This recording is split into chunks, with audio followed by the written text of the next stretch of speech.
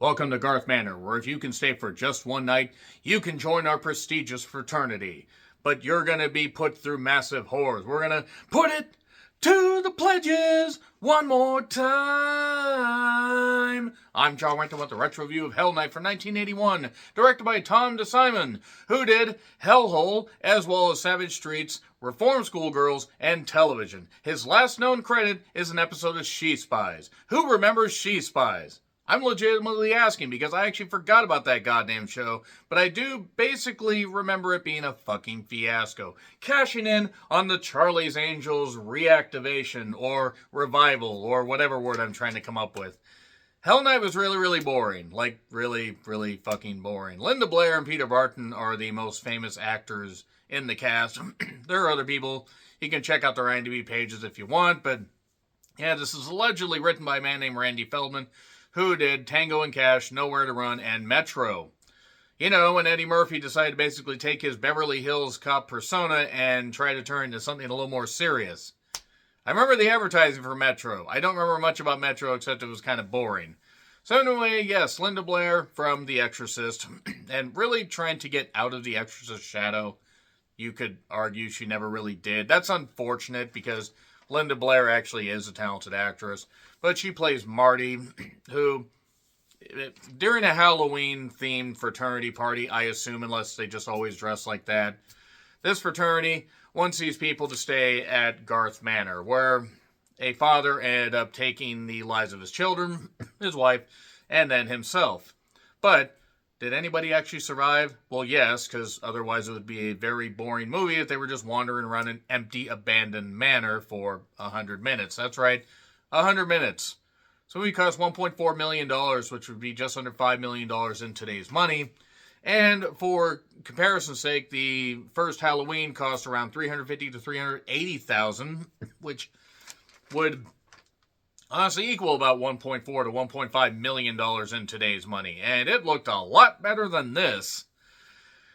So I do want to shout Suki Goodwin, who played Denise. She was the pretty blonde British woman that was in this, and she apparently only had one other credit. I don't know if Hollywood just wasn't her calling or what. I mean, I don't know if she's even still alive, but hopefully she did well.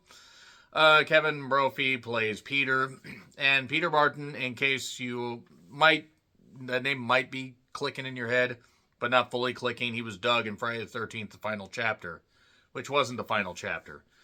But yes, basically the 80s, do a lot of coke and vote for Ronald Reagan, do. So basically this manor houses some horrors in the form of a couple of the deformed children that are now adults that attack anybody they get in the manor. That's pretty much it right there. There isn't a lot to this. There's not a lot of meat on the bones. The kills are all right. There's like one semi-decapitation. There's a scythe kill. There's a couple others. There's one off screen where I'm like, well, all right. That's probably the one I would have liked to have seen. Seth is played by Vincent Van Patten. And actually, that name does ring a bell. So maybe they do have three famous people.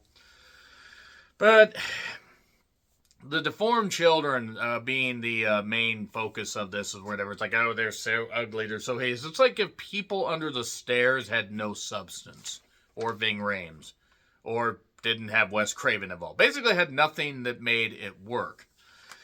So after the party, is winding down, they'd say, hey, pledges, go here. We find out a little bit of backstory about these various pledges. Jeff being from a rich family. Marty being a very good mechanic.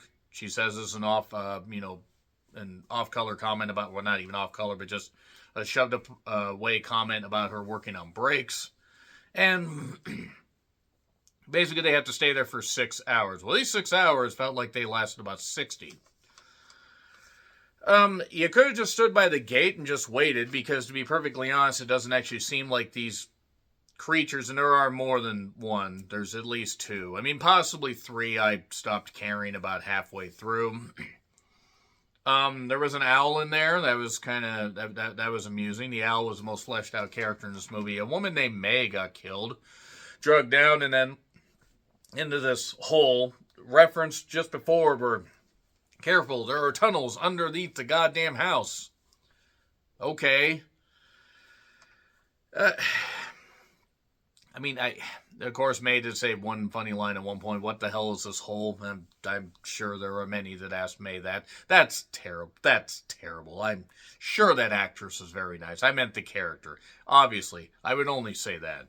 Um, I did like how they apparently had some projections of like a ghost, like Scooby Doo style, that was gonna attack goddamn Linda Blair for some reason. Um, Scott did get his head snapped around. He was a nerdy one of it. He got his head turned around. That actually was kind of creative. There are elements of this movie that aren't all that bad. But meanwhile, um, we get like a sex scene between Denise and Seth, and then he goes to take a leak, and Denise ends up losing her head, literally. So we're about halfway through this movie at this point, and you can't really climb the fence because it's got those spikes on it. This doesn't really look like spikes, and the idea is Seth manages to escape, and he's going to go and get help. Now, you might think, oh, he's just going out for himself. No, he actually tries to go get help, believe it or not. The police don't believe him. The town apparently is totally abandoned except for the police station, because even the town hall, all these buildings are just like, torn apart and everything.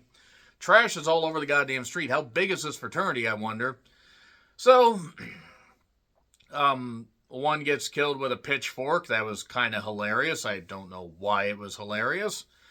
The cops don't believe Seth, and Seth then ends up, leaving in a huff. But before that, he sees some guns that are used as evidence just laying on a table. And because no cops are aware of keeping, any eye on this stuff, he manages to go get that. Meanwhile, Linda Blair and Peter Barton are sort of getting together, kind of, maybe, sort of. I mean, I will say that they kind of go at least away from, the obvious, like, damsel in distress thing.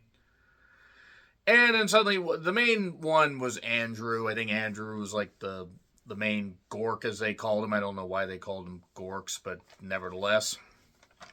He ends up getting stabbed, and they end up going into, going down into some cave systems, some tunnels, to go find him.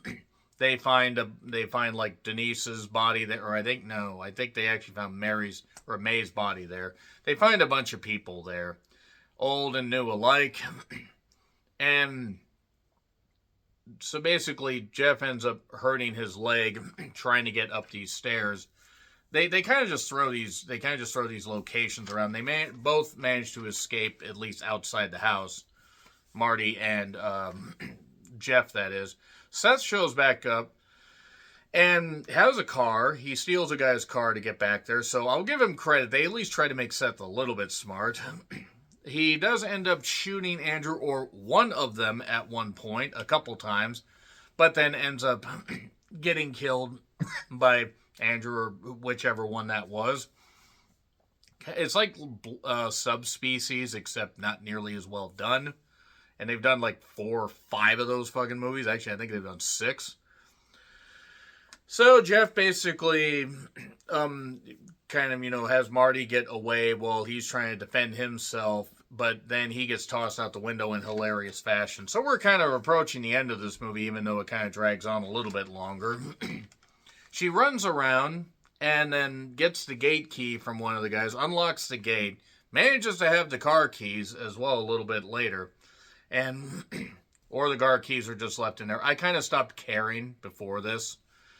And then the weird bloodlust or blood, subspecies thing jumps on there and bashes through the windshield. Kind of looked like an old Valiant that we used to have at the house.